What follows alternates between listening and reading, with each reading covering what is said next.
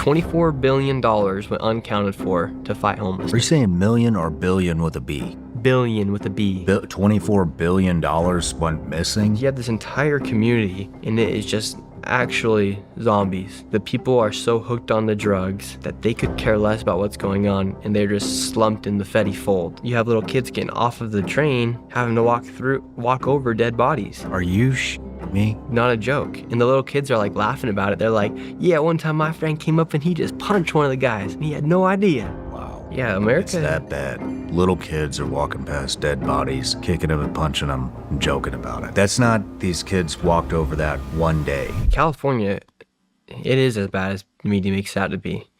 You have just inside of Beverly Hills alone, you have homeless people sleeping outside of mansions. Like literally within just a few blocks, you have homeless people setting up their own homeless encampments in the street. You're walking across poop. Like this isn't an exaggeration. Like I've done it. I've shown people what's happening. You obviously have Skid Row there. That's been a big issue for years. Mm-hmm. But then you have $24 billion that just went missing for the homeless, that went unaccounted for. What? Have you not heard about that? No. Over $24 billion went unaccounted for to fight homelessness. Are you saying million or billion with a B? Billion with a B. $24 billion went missing? Just went missing. And meanwhile, Gavin Newsom's buying a $9 million mansion in the Bay Area. Did he really? Yes. I didn't know that. I got to start putting some allegedlys out there so they can't come after me, but allegedly he bought a $9 million mansion. Shit. And so the corruption's bad there between the homelessness. I mean, the homeless people literally get handed to them the needles, the paraphernalia, the rubber bands. They even get handed out to them the crack pipes to do their drugs. And then they'll be like, okay, here's this, and then here's some Narcan in case you kill yourself. Oh, in Maine, they're handing out free boofing kits. Yeah. You know what a boofing kit is? No, what is a boofing kit? Oh, man, I've been waiting for somebody to ask me this because I didn't know what it was when Steve Robinson told me what a free boofing kit was. I said, what's a boofing kit?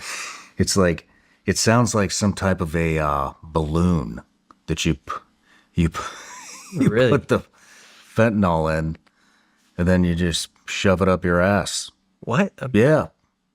Really? Yeah. Dang. It's because it's for when your veins are so fucked up that they can't take any more heroin or fentanyl. You just put it in this little capsule and shove it up there. New effect. Dang, yeah, that fentanyl, that Fetty be hitting people. You haven't seen any boofing kits out in your adventures, have you? No, I have not tried any of that stuff. Anybody putting up their bum. I'd maybe get. Yeah, so now there you go, Nick. Now I'll be looking up. You boofing. learned something today. Now you can go to Maine and get a free boofing kit to inject your fentanyl with. I hear Maine's an interesting place. It sounds like it, isn't it? It really does. I've been up there many times. Really? Yeah. I think I need to go and do it. It's actually a beautiful state. You should go check it out. I imagine it's much like Washington State. I haven't been there. Really? How would you see in Washington? Washington? What's your favorite place that you frequent, Nick? Oh, my favorite place? Well, I don't know, because I'm going to a lot of like the Belly, the Beast places. Seattle's really bad. Really, really bad. Worse than Cali? What's the worst? What's the one that you thought was like, shit, I knew it was bad. I didn't think it was this bad. Kensington, Philadelphia. Really? Let's go there. What are you seeing there? You have this entire community, and it is just actually zombies. Like the people are so hooked on the drugs that they could care less about what's going on, and they're just slumped in the Fetty fold. It's the most tragic thing to see ever because you just see all these people. You can go and have conversations with these people. A lot of them are really good people, nice people, but they just got hooked on fentanyl. How? How did they get hooked? What kind of conversations are you having with them? Yeah, so a lot of these people there got hooked on drugs when they got injured in an accident, and then they were maybe heroin addicts, and then they just tried fentanyl once. And because fentanyl is 50 times more powerful than heroin, by the time they want to switch back to heroin, because fentanyl is so powerful, heroin doesn't do anything to them. And so they end up just living out on the street looking for the next hit. And what's interesting is people want to talk about, how Joe Biden was, like the border wasn't a big deal. Well, people in Trump's first term, I talked to a man in San Francisco who's on drugs. He said when in Trump's first office, it costs about $15 for a fentanyl pill because there's multiple different ways to take fentanyl. So for a blue, it was $15. Joe Biden gets into office, they open up the borders, it costs the addict only $5 for a hit. Shit. And so in places like Kensington, Philadelphia, where it's also a liberal city, they just have enabled it to happen. And meanwhile, you have little kids getting off of the train, having to walk over dead bodies. Are you shitting me? Not a joke. And the little kids are like laughing about it. They're like, yeah, one time my friend came up and he just punched one of the guys and he had no idea what happened. And so like for these little kids to live in these communities, it's just like a part of it, which is sad. Like that should not be happening. Sad as fuck, man. Yeah, like it's actually sickening. And so This is like the shit I saw overseas that I never wanted to. Wow. yeah, America. It's that bad. Little kids are walking past dead bodies, kicking them and punching them and joking about it. Like that means this is an everyday. Watched It's every day. That's not these kids walked over that one day. This is every day. every day. Watched a little kid in San Francisco walk over a dead body with his mom, and his mom's grabbing him. The little kid's freaking out. Meanwhile, the guy's passed out and overdosed on fentanyl. The addicts are around him like, what do we do? What are you doing? What are you doing? What do we do? And then I'm having to run over to go get a person to try to give him Narcan, and all the addicts are freaking out, not knowing what to do, and their friends dying on the ground. And that happens every single day in every major city in America. And whether it's San Francisco or Kensington, Philadelphia, that shouldn't be happening. Like, Did you save that guy? no, you couldn't. I mean, I ran over, grabbed the guy, and he did give him Narcan. And by that time, all the addicts had pushed me out because I had my camera, and they were so angry at me for having my camera that I didn't get to see what happened to the guy. Damn, man. But so like I had to run over and get the guy to give him the Narcan.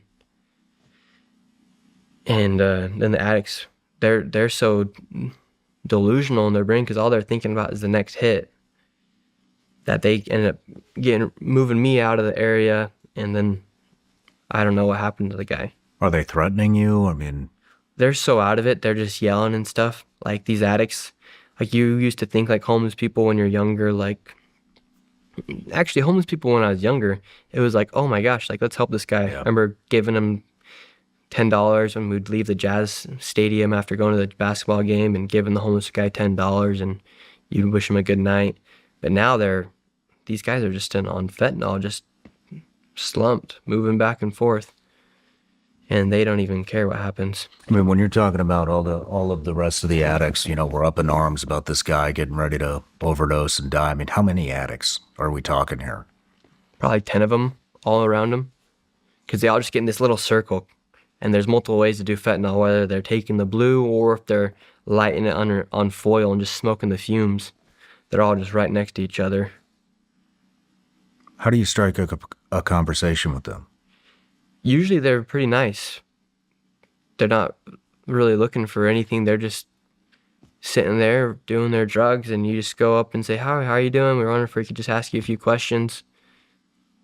What got you into this, and how long have you been out here for? And usually they're pretty happy to tell somebody their story. Because I try not to pay people for interviews. A lot of people will walk around with $5 bills, and I don't like doing that. If someone's going to talk to me, they'll talk to me. And if I have to pay them, and then the interaction's not the same. So I always try not to pay people. What else are you learning from these people? Just the fact that they're somebody else's son, daughter.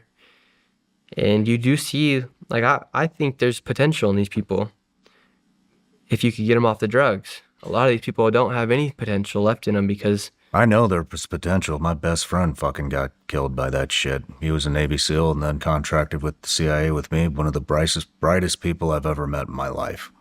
Yeah, there's so many people like it. And that's why I get so mad when I see these politicians getting so mad at Trump for trying to do something about it or for killing a narco boat. Like, I don't care if they killed that narco boat because American people are dying. I've seen it with my own eyes. And that's also why I don't respect the left-wing media at all, whether it be the TikTokers, YouTubers. They never leave their desk. All they are is just talking points. Mm-hmm. Meanwhile, I'm going out there, and because I'm going out there, they label me as a MAGA or conservative. No, I'm talking to the person strung out on fentanyl. I'm talking to the protester. I'm talking to the president. Do you consider yourself to be MAGA? Yeah, I support Donald Trump. I think right now you kind of you have to decide. All right, maybe if you don't 100% agree with Trump, and when I say I'm talking to Trump, I'm saying like with my briefing I gave to him. I've never talked to him behind closed doors or anything like that. But yeah, I support Trump because I think what he's doing, there's not really a reason why you not to support him if you believe in what he's trying to do for America. And the opposite would have been Kamala Harris. And so you have to kind of pick and choose your battles with Trump. Did he totally mess up on the Epstein stuff? Yes. Is that something that's hard to look past? Yeah. Is there probably something weird going on there? Yeah. But is there big issues with drugs inside the United States, with illegal immigration, affordability? Why are other countries tariffing us and we can't tariff them back? I think you just have to pick your battles, and if you want to succeed, you have to at least be supportive of somebody and also be critical at the same time. Yeah, I'm with you. I think people need to really align themselves with the values and not with the individual. No matter where you're watching Sean Ryan Show from, if you get anything out of this, please like, comment, subscribe, and most importantly, share this everywhere you possibly can. And if you're feeling extra generous, please leave us a review on Apple and Spotify podcasts.